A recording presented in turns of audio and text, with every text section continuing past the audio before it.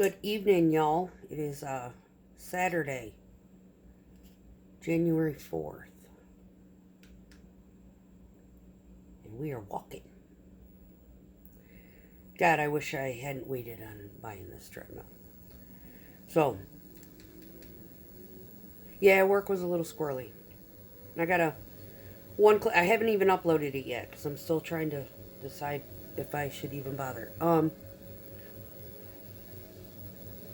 However, me talking from behind the steering wheel of my truck is usually more interesting than me walking. However, what are we at? That'll work. Let's start with 1.2. We'll go up if we need to. So, anywho, I've talked about how my PC is like completely negligent in regards to testing and stuff like that. So I've got issues with the VA, and yeah, she's crap. But anyway, I had to call and get a list of my appointments so I could put in for my time off from work ahead of time. You know, not wait till the last minute. And one of the appointments that I had in there was, of course, the third MRI in a 24-month period that they wanted me to have done. And so while I was talking to the clerk, I said, here's a bargaining chip. And she's like, excuse me? I was like, cancel the MRI. And put in the note for cancellation. I'll get the MRI when I get the blood work that I requested. And she started taking notes. I said, and if the blood work is not able to be performed by my PC, then I need a referral to an endocrinologist who can put in that blood work for me. She was like, oh my goodness, I have dealt with this. So yeah, we getting all up close and personal with some of these phone clerks through the switchboard at VA. It's getting real interesting. Yeah. I have not had a lot of luck with practitioners. Out of 9 different, licensed healthcare providers that I've come across, 9, I'd say 3 had a clue in the past 10 years. Oh yeah, it's bad. So yeah, it's not new, It's been pretty much the stigma. VA sucks. Yeah, they fucking do. Yeah, they suck. Anywho, so one of the things that I wanted to kind of go in depth a little bit further was, in fact, when I requested this blood work, a lot of the blood work that I wanted to have done is stuff that my practitioner is like, her mind's blown that I would even know anything about it. And that is, of course, the full panel of the thyroid and the full panel of the adrenals. And here's why. With all the knowledge that I've obtained with watching all of these different practitioners, and yes, if you go to in my playlists, I have all of the videos that I have ever watched regarding health, yada yada. I have different categories that are down there that are unlocked. Oh, I have like probably 30 playlists. There's probably a handful that are unlocked for the public to see. Anywho, I have learned that when you are reaching menopause, when your ovaries decide to go on a vacation and say, yeah, we're retiring, peace out, no more babies for you. We're not going to produce no more estrogen. Your adrenals are supposed to pick up the pace. And your thyroid is supposed to help with the adrenals picking up that hormone balance. The estrogen, the progesterone, and the testosterone, and keep it all in check. Now, there's a few other, sprinkles of different hormones. Those aren't the only ones that your body needs. But those are the primaries. And those are the ones that people who go through menopause experience the loss of first, and or cause all of the other erratic behavior. I mean, like, oh God. If you look in my health file, my menopause playlist, that woman, Carrie, she is hilarious. And everything that she is saying is spot freaking on. There is nothing that she is talking about that I have not experienced at least once, twice, 3 times, maybe 6 months in a row. Over the course of, when I'm now 52, all of this crazy crap started when I was like 47. Yeah, good times. I'm dealing with it that long. Anyway, so I am a supplement fiend. Because when the narcissistic abuse, and I had to overcome that, there's a whole laundry list of medical attributed ailments that go along with the psychological and how the body keeps the score after that kind of psychological and emotional trauma. Anybody who's ever experienced that kind of psychological and emotional trauma can attest that leaving and or being discarded by one of these people before you are emotionally prepared to leave them is like quitting smoking cold turkey. It's like going on a drug withdrawal. It blows your fucking mind. I mean, you're literally like, you're like shell-shocked. And then your body has to make up for all of that emotional setback. Now, there's people out there who are like Energizer bunnies, and they find solace in constantly being busy. They'll go without sleep. They gotta do, constantly run. And the more busy they are, the less they think about it. And that's true. Because those of us who turned into sedentary, agoraphobic slugs, me, who were functional, barely, we eat, sleep, and work. That was our routine. There is something in the freaking air here. I have been like icky like this for like days now. Anyway, tasks like just doing basic like personal care, getting in a routine and taking care of yourself is an issue for a lot of people. Now, I did fall off a little bit, but for the most part, I picked that right back up. I was like, no, we ain't going through this again. But other things, like trying to keep up with dishes, keeping up with laundry. Now, I've gone through this battle before, right? So, it's like, if I can just get it clean and dry, we're good. Mission accomplished. Clean wares, clean socks, we're rocking and rolling. Right? Dishes. I've got a service for 12. Means I can go 12 days. Every dish in my house will be fucking dirty. And then I'll do them. That's kind of where I was. Now I maintain it now. I do them, pretty much every day.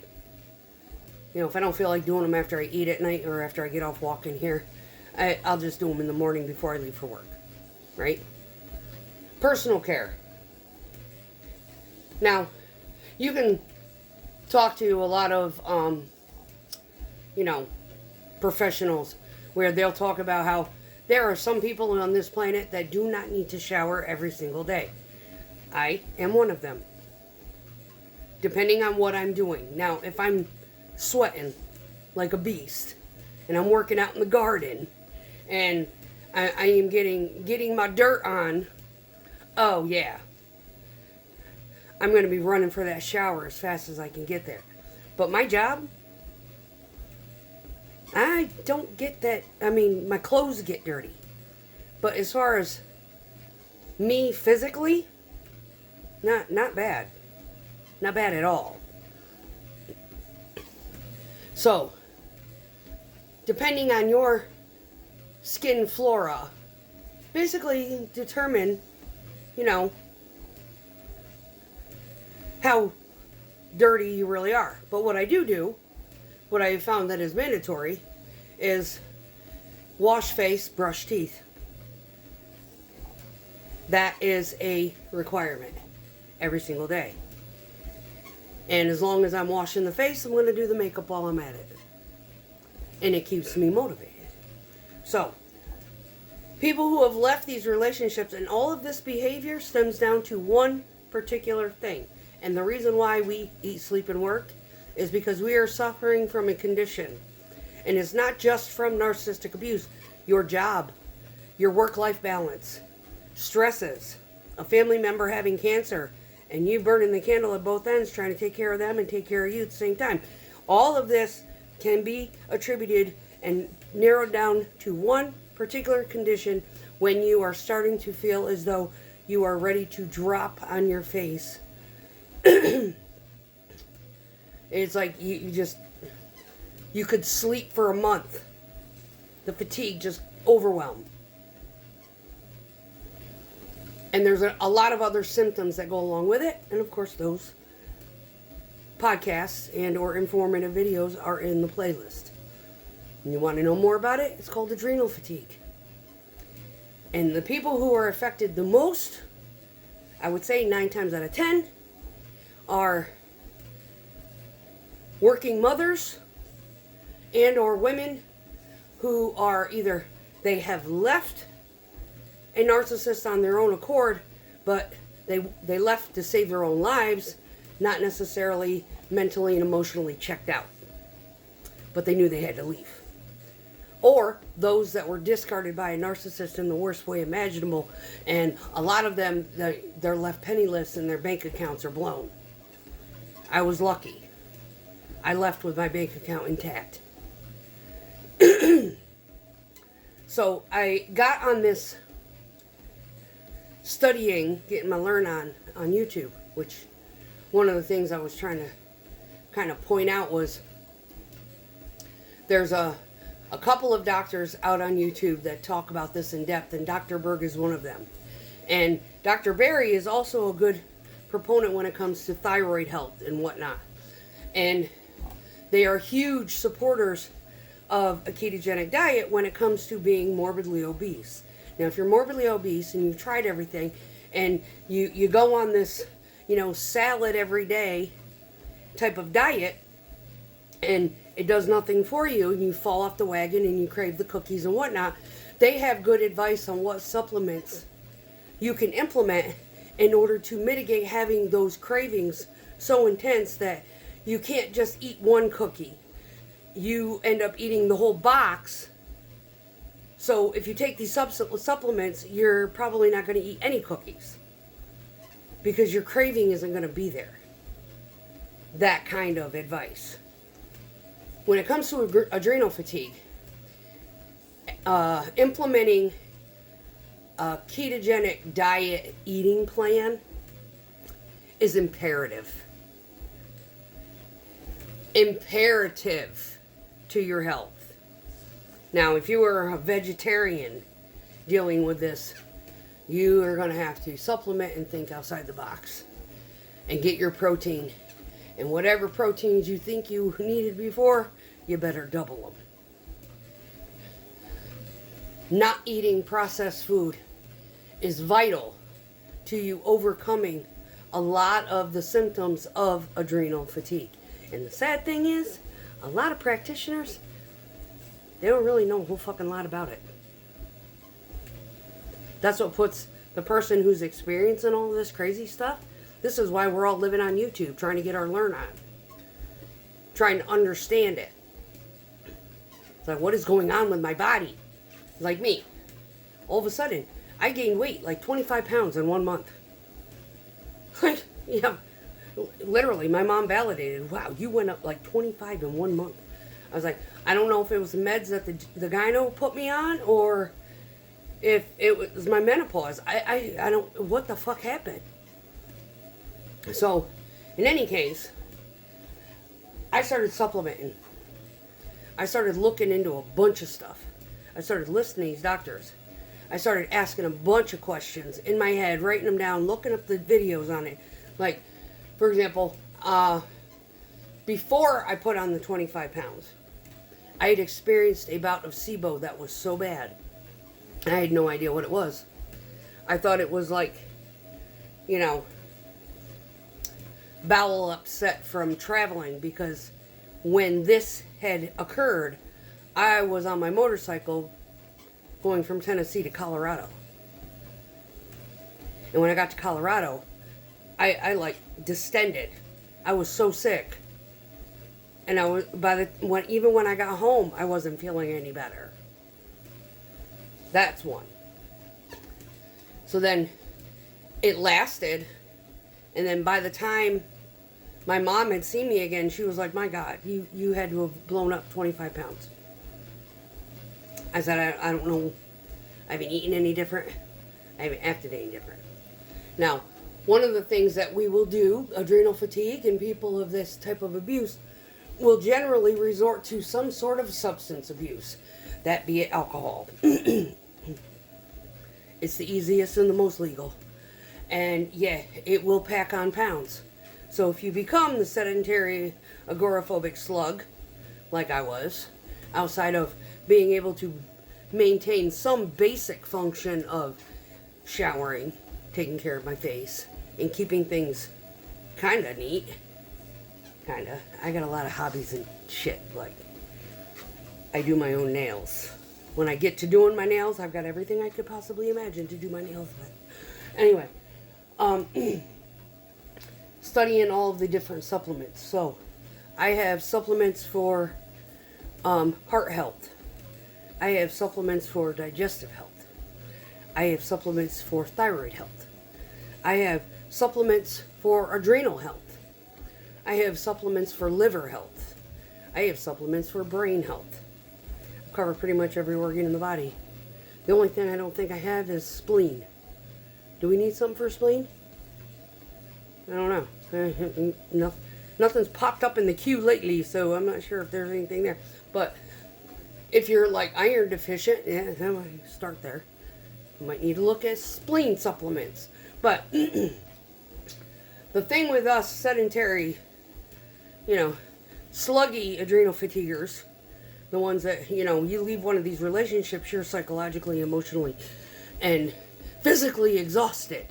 You've been sleep deprived. You have been fucked with, for God knows how long. You sleep. You're going to sleep a lot.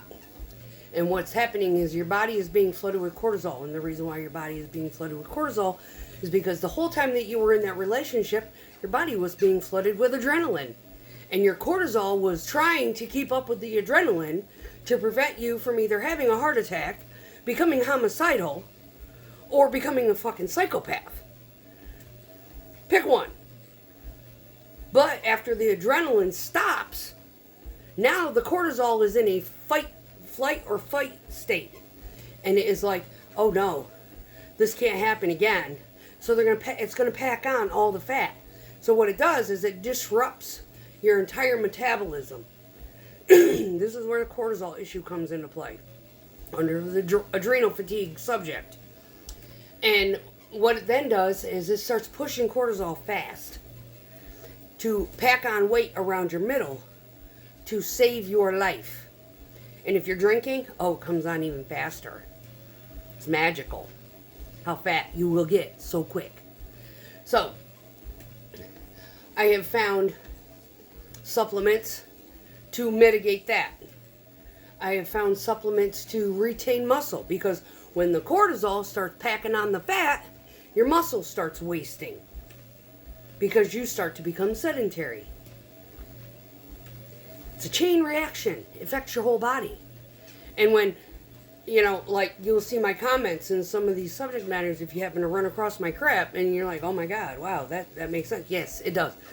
That type of abuse or any kind of a stress that causes you to enter into a, like, metabolic syndrome induced adrenal fatigue.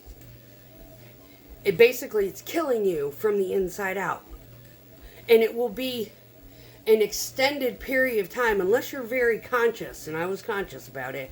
It's just like I was trying to drink away my pain. And when I finally got over it, the craving for drinking went away. So, yeah, I have been sober since the 17th of November. Praise the Lord. Yes, I have. I went through New Year's, didn't drink. The 8 beers are sitting right there. I took them out of the fridge. Every time I go to the fridge, I don't even be looking at them. And all they're doing is taking up space. So, well, it ain't a waste of money, because I'll use them in the garden to kill the slugs. It actually does work. It's magical. Anywho, so I have tri-iodine. I have Westman iodine, or Westman T2. I have, what is that other one? Where are you? There it is. Lugol's iodine. I've got adrenal supplement. I got probiotics. I've got L-reuteri. I have L-gasseri on order. I got this monster today. Yeah, I'm hand running off of this thing. Wow! There we go. HMB to go with my amino acids. And that's just to keep my muscle. My lean muscle mass is just to keep the muscle from wasting. With H. Now, the sicker your relationship was, lazier you are, the more muscle you're going to lose as you get fatter. Cortisol is doing that. Adrenal fatigue is doing that. Now, you would think that adrenal fatigue would stop the cortisol. No. Adrenal fatigue is going to affect every hormone in your body. It even affects your pancreas. So it will cause insulin resistance. And with insulin resistance, then causes metabolic syndrome, where your cells are not taking up the nutrients. Your mitochondria is stressed to the max. Is all this coming into play now? Is it all making sense? Yeah, there's a lot out there. I'm not an ignoramus. I've been studying this. Ain't shit. 8 beers deep, I'd be Googling stuff, getting my learn on. You never retain so much stuff as you do when you're wasted, drunk. Oh yeah, I think I have a better mental retention capability when I'm drinking than I do when I'm sober. I don't know why that is. Maybe it's because when I'm sober I feel like I'm ADHD times 10. Because, oh yeah, adrenal fatigue will do that shit to you too. Make you so hypervigilant that you can't make a decision. Hence the reason why you can't finish a task. You put the laundry in, you forget to put it in the fucking dryer. Or when you put it in the dryer, it'll sit in the dryer for 3 days before you pull it out, when you realize that there's stuff in the dryer you forgot about when you actually kept on track, got the laundry, and you go to put a new load in the dryer and you got shit in the way. That kind of crap. Keeping up with basic stuff. Literally, I was like running my vehicle down to like 1/8 of a tank. I've never done that. My truck gets down to a half a tank, I'm putting fuel in it. Yeah, I was forgetting to put fuel in my vehicle. Flaky. Yeah, adrenal fatigue will do that. That's normal. So, a lot of these women who exit these abusive relationships, they really think that they're losing their mind. No, their symptoms are normal to what they've experienced. And the degree and severity of the dysfunction of the entire endocrine system and the metabolism, after enduring all of this stuff on their own, not getting the therapy, not focusing on their health, not taking care of themselves appropriately, when it does compile, then they get this like light bulb go off, aha. And when they educate themselves, like I did, to combat all of this shit,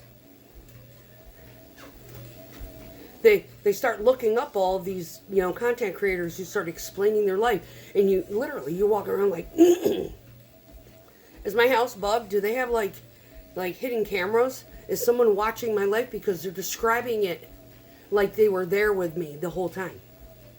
That's how you know what is wrong with you. When you snap out of it, you start doing the research. And doctors, like mine here at the VA, they don't fucking help you. When you ask for tests because you know there's something wrong that they're not recognizing. And of course, they didn't do any kind of blood work to signal anything either. And they don't take your story and your situation serious. That's gaslighting. That's why I have a thing on medical gaslighting. So if you're dealing with this kind of thing and you've exited a relationship and you've gone through all this crap, yeah, what you're experiencing, one, is normal, but you don't have to endure it long term. So my biggest suggestion, before my time runs out, because I only got about 4 minutes left before it's going to shut off on me. First thing you want to do is get your ass outside and walk. And if you're agoraphobic, get a treadmill. I have this vibration box. That is the best thing since sliced bread. That is my favorite thing. When I start feeling pissed off, resentful, and of course my feelings are valid about that past relation. I mean, it's been a fucking year and a half. I'm still stewing. I get on that and I crank it all the way as high as I can stand it. And it basically emulates how fast my whole body was gyrating on the inside, like nerves popping off, while I was with the son of a bitch monster that I had to deal with.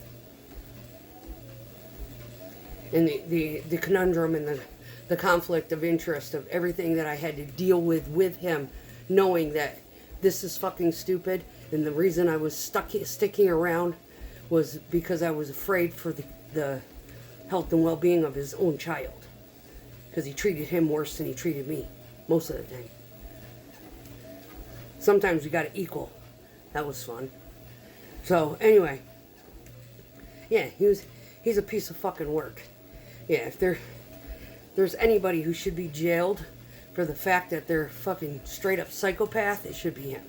Anyway, so yeah, any kind of advice if you got a question about a supplement, or if I've heard of something that I haven't had mentioned on here, you want information and you just haven't got the brain power to fucking look it up, ask a question in the comments. I'll be glad to get back to you. I can give you a quick, layman's explanation, like forskolin. Now that works kind of the same way cortisol works. Cortisol can save you, or it can hurt you. And if you're pushing out too much, it's going to make you fat. If it's not pushing out enough, you're going to reap complications within your whole body and endocrine system. Forskolin puts into play, it works like a mechanism within the adrenals to control cortisol. So it's not letting it pump out too much, and it's not letting it not pump out enough when you need it. If that makes sense. But if you want to guinea pig yourself, do it at your own risk. I'm not suggesting anybody take anything. I guinea pig myself. I'm not a doctor. I am not offering advice on anything. But there are some supplements out there that you might benefit from, as long as you're not taking a whole bunch of big pharma chemical crap that it could counteract with. But the one thing that the doctors don't really recommend for adrenal fatigue, they don't emphasize it as much as they should. They do recommend it, but they don't emphasize as much as they should. And I'm here to tell you, it is a mandatory thing. Keto works for really fat people to sit on their butts and they will drop weight. However, adrenal fatigue people, you need to do keto, but you need to walk. You need to exercise. You need to do something. Get your butt up and moving. When you start to feel like you want to go take a nap, get on your treadmill and just walk. Stare at the fucking wall, watch a video, do whatever you need to do. your body upright. So your metabolism and your entire metabolic function within your body doesn't go to crap like mine did. So I'm speaking from experience. Yeah, don't be like me. Telling you now, a year and a half after, I looked at these 4 months after I left him. I should have bought the damn things then. But the box is new. That one shit. As soon as I saw that, I was like, it's small, it doesn't take up much space. Fuck it. I'll try anything at this point. So, you all have a great weekend. I'm going to continue walking. Yeah, if I total up all the time that I've walked on this thing today, I think I've done 1.5 miles. No biggie. I'm doing 1.2. I'm strolling. You know what? I am not out to make marathons.